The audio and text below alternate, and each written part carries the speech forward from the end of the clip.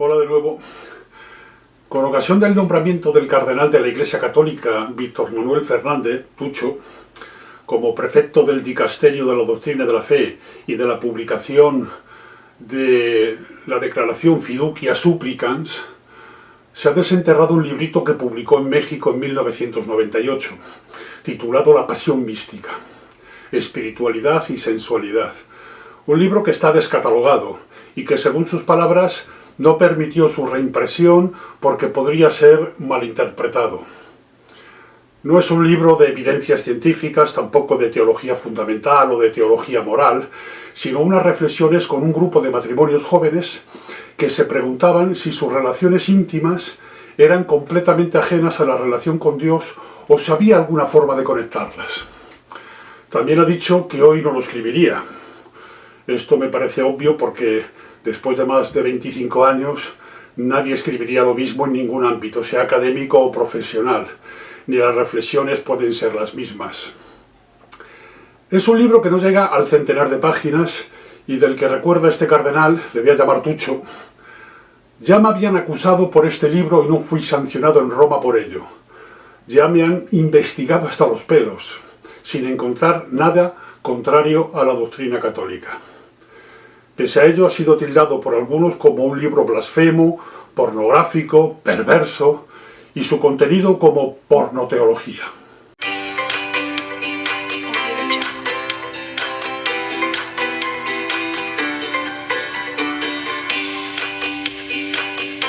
Vamos a ver lo que dice este libro.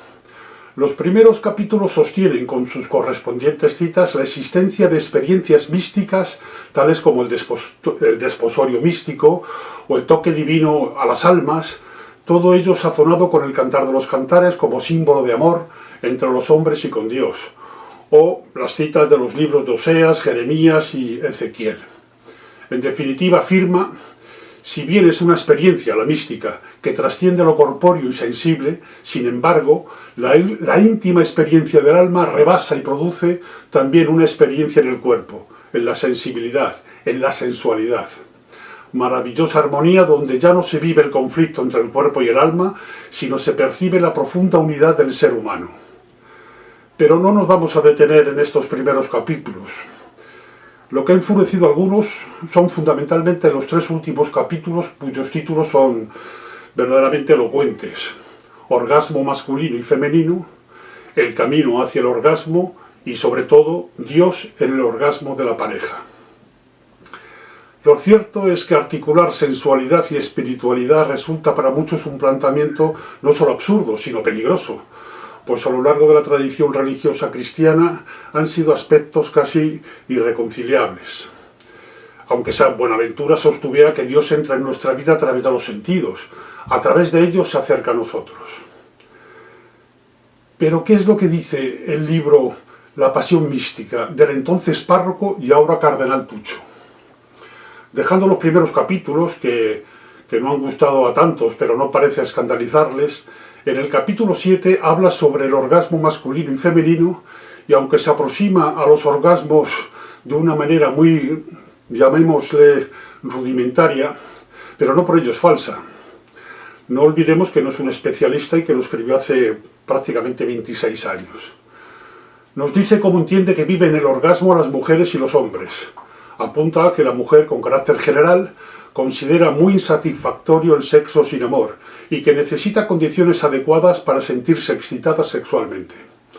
Esto no debería producir ningún estupor, porque lo cierto es que, por lo general, respecto a la excitación, los hombres necesitan una estimulación física y visual y genital directa, mientras que las mujeres la pueden alcanzar con mayor facilidad mediante la estimulación de otras zonas erógenas, pecho, labios, oído, el cuello, etc., o con conversaciones o con imágenes sugerentes.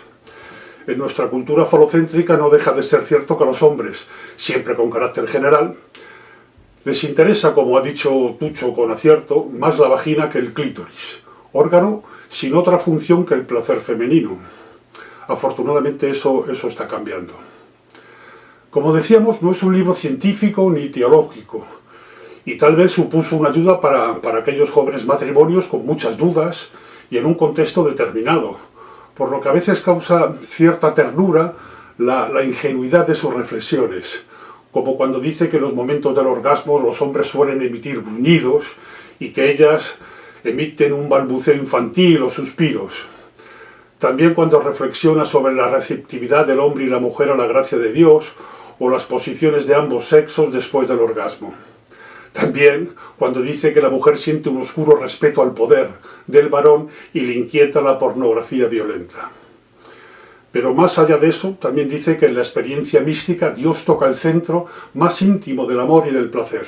Un centro donde no interesa demasiado si somos varón o mujer, y que las diferencias se viven en las etapas previas al orgasmo, y no tanto en el orgasmo mismo.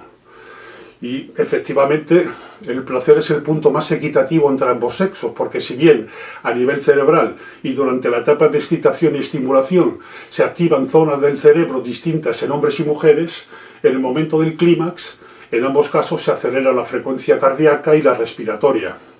Y la sensación de placer que provocan las contracciones musculares rítmicas y sucesivas es similar en ambos sexos. Hay un estudio del neurocientífico Simon Levy y otros autores que concluyen que no es posible distinguir con claridad si es un hombre o una mujer cuando describían las sensaciones del orgasmo en este estudio.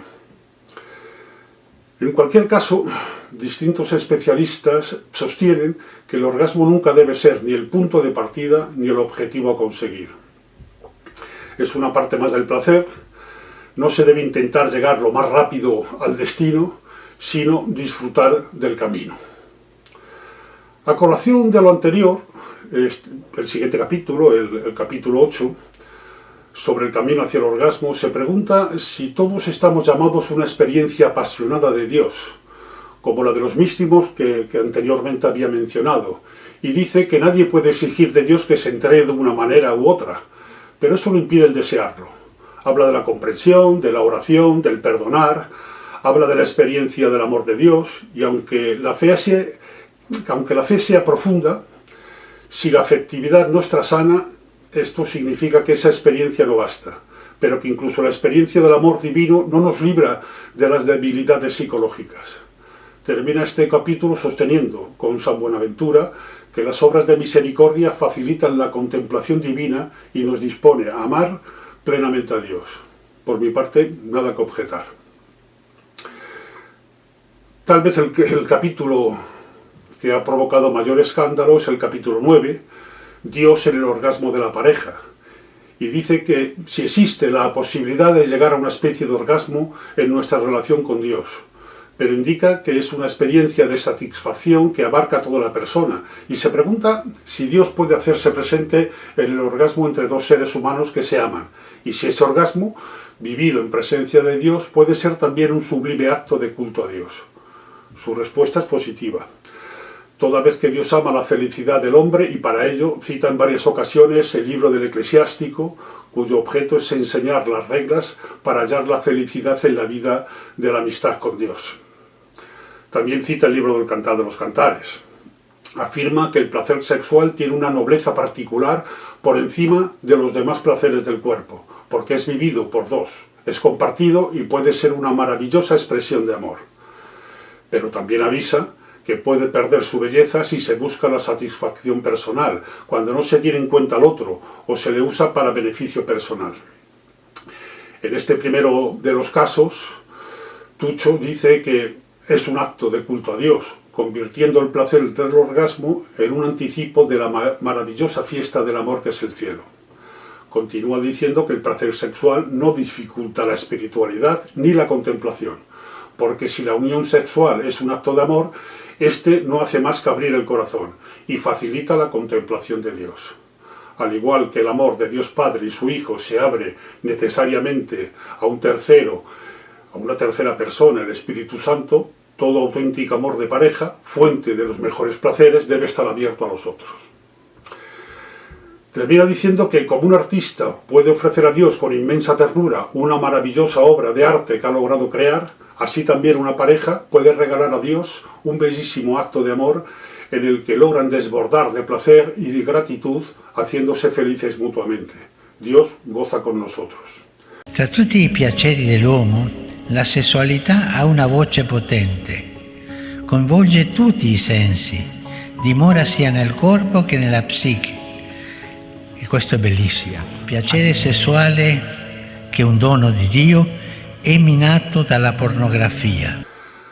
Nada radicalmente distinto a lo sostenido por San Juan Pablo II en su Teología del Cuerpo y manifestada en la Asamblea General del 22 de octubre de 1980, y que decía: el cuerpo, en su masculinidad y feminidad, está llamado desde el principio a convertirse en la manifestación del espíritu. Se convierte también en esa manifestación mediante la unión conyugal del hombre y de la mujer, cuando se unen de una manera que forman una sola carne.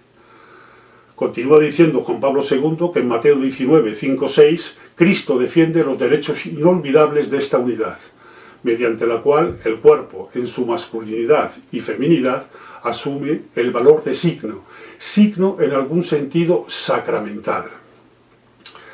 Por su parte, Santa Hildegarda de Bingen, de finales del siglo XI, doctora de la Iglesia desde 2012, en su obra Liber Causa et Cura, o Libro de las Causas y Remedios de las Enfermedades, en la página 71, el numeral 150 de esta traducción, nos dice: el placer en la mujer es comparable al sol que con su calor empapa la tierra con dulzura, suavidad y constancia, de suerte que nacen frutos, porque si el sol quemara la tierra constantemente, perjudicaría los frutos más que beneficiarlos. Así también el placer en la mujer tiene un calor agradable y suave, pero continuo, y así concibe y da luz a su prole. Si permaneciera siempre en un hervidero de placer, no sería apta para concebir y parir. Cuando surge el placer en la mujer, es más ligero que en el hombre, porque el fuego no arde en ella tan fuerte como en el varón. A su vez, poco después, en la página 71-72, el numeral 151 dice: cuando en el macho surge la tempestad de la libido, da vueltas en él como un molino, porque sus lomos son como una fábrica a la que la médula envía su fuego. Y luego esta fábrica manda el fuego a las partes genitales del macho y le hace arder con fuerza. Pero cuando el viento del placer surge en la médula de la mujer, cae en la matriz que está adherida al ombligo y mueve al placer la sangre de la mujer. Y como la matriz tiene un lugar amplio y como abierto cerca del ombligo, aquel viento se dilata por su vientre, y por eso arde de placer más suavemente, aunque no con más frecuencia por su humedad. Por temor o por pudor, ella es capaz de contenerse más fácilmente que el hombre. Estamos hablando de una santa que vivió en el siglo XII, nació a finales del XI, pero vivió a lo largo del siglo XII, y que no dio tanto que hablar, en un contexto que presuntamente era más cerrado y sujeto a imposiciones. Para terminar, y pese a no compartir algunas afirmaciones del libro de Tucho, no me parece que nada sea contrario a la doctrina de la Iglesia, como tampoco lo encontró Roma, cuando en su momento fue investigado. Lo cierto es que hablar de este tema despierta cierta incluso repugnancia o rechazo para algunas personas y por algunos sectores que tienen, legítimamente, no hay duda, una visión concreta de la sexualidad, pero que en el fondo no es una visión positiva entendida como maravillosa posibilidad de encuentro, y no solo como simple satisfacción de instintos o de reproducción. El amor que proclama el cristianismo es más creíble si se anuncia como las personas que somos, sexuales, llenos de deseos y de fuertes emociones, necesitados de ágape, pero también de eros. Entiendo que todavía nos falta una teología del placer. Aquí lo dejo. Un saludo y hasta el próximo vídeo.